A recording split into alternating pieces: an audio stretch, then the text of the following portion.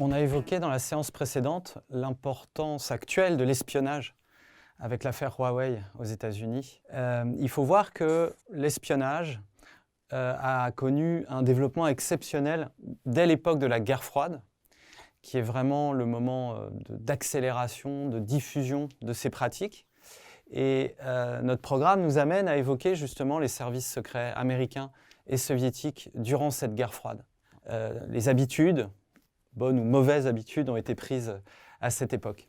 L'historien français des services secrets, Rémi Koffer, présente la guerre froide comme une sorte de bal des taupes, les taupes étant les espions, pour évoquer cette guerre du renseignement à travers deux grandes organisations américaines et soviétiques qui ont dominé l'espionnage mondial, mais pas uniquement. On évoquera leur lien avec des agences de renseignement dans différents pays. Le renseignement, c'est devenu un élément crucial de la guerre froide qui a peut-être empêché celle-ci de se réchauffer trop et de déboucher sur la Troisième Guerre mondiale. À l'heure où la collecte d'informations sur les ennemis était devenue absolument cruciale, deux agences de renseignement, la CIA et le KGB, donc l'une américaine, l'autre soviétique, se sont développées avec des réseaux de l'ombre qui se sont dotés de ramifications internationales. C'est le premier point. D'abord, le KGB, le Comité de sûreté de l'État, c'est pendant la guerre froide l'agence de renseignement la plus importante au monde. Elle est l'héritière d'un savoir-faire ancien. Elle a hérité de l'ancienne Tchéka, du Tsar et du NKVD soviétique, réorganisée entièrement en 1954 avec un siège à Moscou, à la Loubianka, qui est très connue.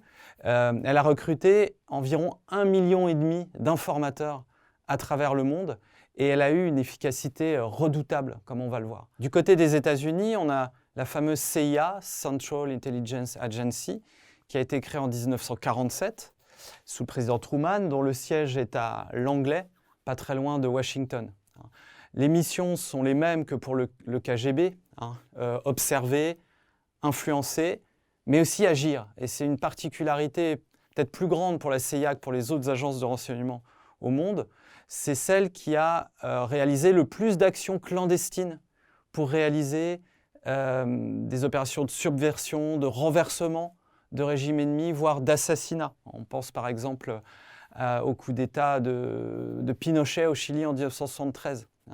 Voilà. Alors on dit souvent que ces organisations elles font des guerres sans cadavres, c'est l'expression consacrée pour le renseignement. Dans le cas de la CIA, ce n'est pas complètement vrai. Le KGB lui-même ne s'interdisait pas des assassinats ciblés. Il faut voir que ces organisations n'agissent pas seules.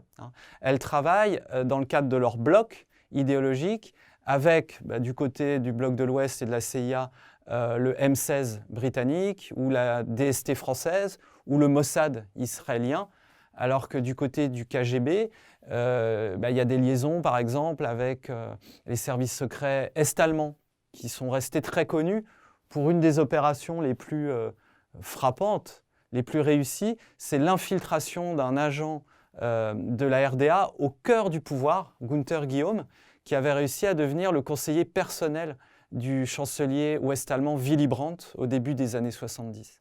Dans cette guerre du renseignement, vous avez une figure centrale, évidemment très controversée, c'est celle de l'espion. Certaines figures d'espions, précisément d'agents doubles, sont restées très connues dans l'histoire.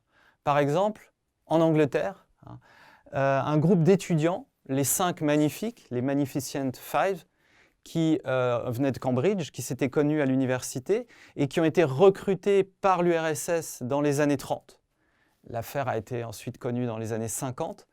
Recruter ces 5 esprits brillants qui s'étaient engagés non pas pour de l'argent, mais par idéologie, par défense du modèle soviétique.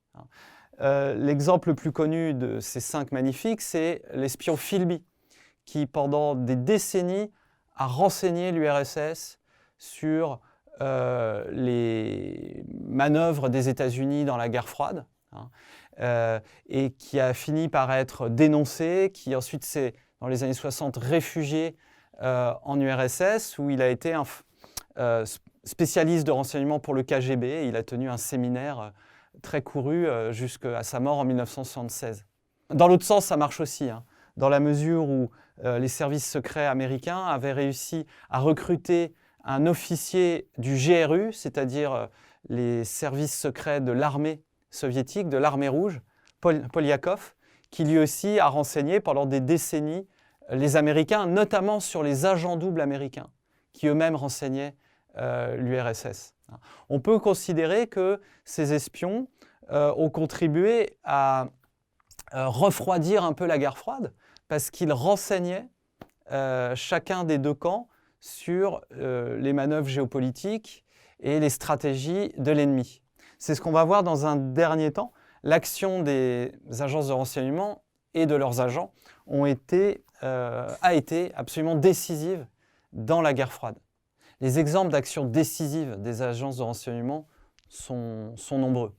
On peut en retenir quelques-uns. Et d'abord, peut-être le plus important au début de la guerre froide, le fait que ce sont des espions soviétiques infiltrés aux États-Unis qui ont permis à Staline et à Beria de rattraper leur retard en matière de nucléaire militaire. Il leur a fallu seulement 4 ans pour mettre au point une bombe atomique grâce à un espionnage qui passait aux États-Unis par des agents infiltrés ou retournés. Par exemple, les époux Rosenberg, qui ont été condamnés à mort en 1953 pendant la chasse aux sorcières de McCarthy, du sénateur McCarthy contre les Rouges.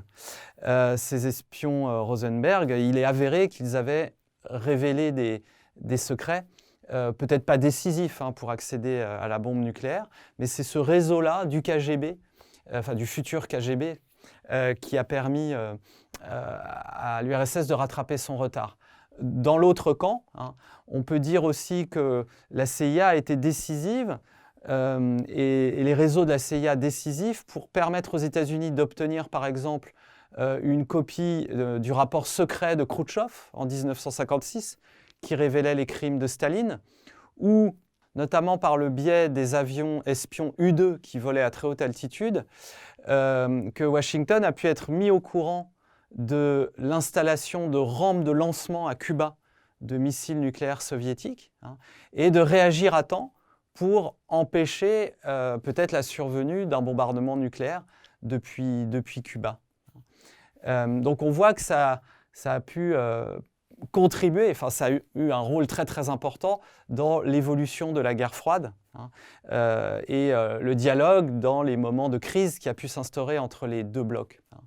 Peut-être l'action la plus remarquable, en tout cas ce qui est célébré comme le coup du siècle, je terminerai là-dessus, c'est une opération qui a été révélée en 2020, menée par la CIA et les services secrets ouest-allemands, qui dans les années 50 ont racheté une société suisse de cryptage qui vendait des matériels de cryptage. C'est l'opération Rubicon qui a été menée donc par les Américains et les Allemands de l'Ouest. Ils rachètent cette société de cryptage qui vend du matériel à 120 pays dans le monde. Alors, pas à l'URSS, mais dans beaucoup de pays du tiers-monde. Et comme ça, ils ont pu être au courant d'énormément d'opérations qui pouvaient être télécommandées aussi par les soviétiques dans le tiers-monde. Par exemple, ils ont été au courant des opérations menées par l'Iran après 1979, quand il y a eu la prise d'otage à l'ambassade américaine de Téhéran. Ils ont été renseignés aussi sur les opérations de l'armée argentine dans la guerre des Malouines qui les opposait à l'Angleterre en 1982. Ou, autre exemple, ils ont pu être renseignés sur les opérations terroristes menées par le régime libyen de Kadhafi. Voilà. L'efficacité dans ce cas-là a été absolument exceptionnelle. En conclusion, le savoir-faire de ces différentes agences de renseignement s'est développé durant la guerre froide. Et ce sont des organisations qui aujourd'hui restent extrêmement actives. Aussi bien le KGB qui est devenu le FSB, dont Poutine, je vous le rappelle, avant d'être Premier ministre puis président de la Russie, en était le directeur, et la CIA, dont une partie des missions a été réorientée vers l'intelligence économique, vers la guerre cognitive, dont on parlait dans la séance précédente.